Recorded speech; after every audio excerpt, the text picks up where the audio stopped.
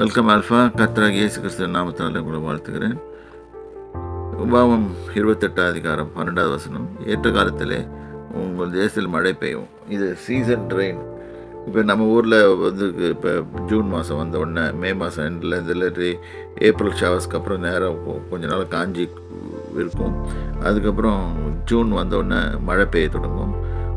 அதுக்கப்புறம் அந்த மழை பெய்யும் போது அவங்க செடி நெல் வச்சுருப்பாங்க. அந்த இது வந்து நல்லா செடி வளர்ந்து அதுக்கப்புறம் இது ஒவ்வொரு வருஷமாக நடக்கும்.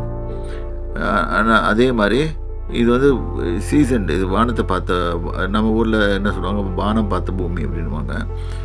ஏற்ற காலத்திலே தேசத்திலே மழை பெய்யவும், அதாவது நம்மளுக்கு ஏற்ற காலத்தில் கரெக்டான சீசனில் மழை பெய்யவும், கையிட்டு செய்யும் வேலைகள் எல்லாம் ஆசீர்வாதம்.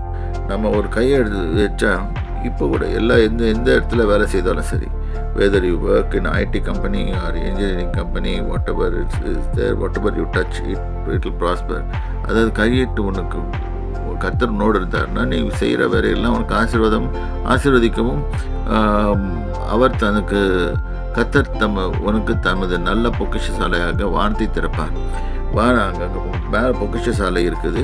அவர் ஆசீர்வாதத்தை திறந்து, அவர் மல்கியா 3 அதிகாரத்திலையும் போட்டிருக்கார், அவர் பொக்கிஷசாலை திறந்து வானத்தின் பலகணிகளை திறந்து அவர் ஆசீர்வதிக்க மாட்டாரோ என்று சோதித்து பாருங்கள் என்று சொல்கிறார். அதையும் அந்த வசனத்தையும் இங்கே கம்பேர் பண்ணிக்கலாம். இப்போ வானத்தை திறப்பார்னா நிறைய இதுங்களுக்கு திறந்து கொடுப்பார். அநேக ஜாதிகளுக்கு கடன் கொடுப்பார்.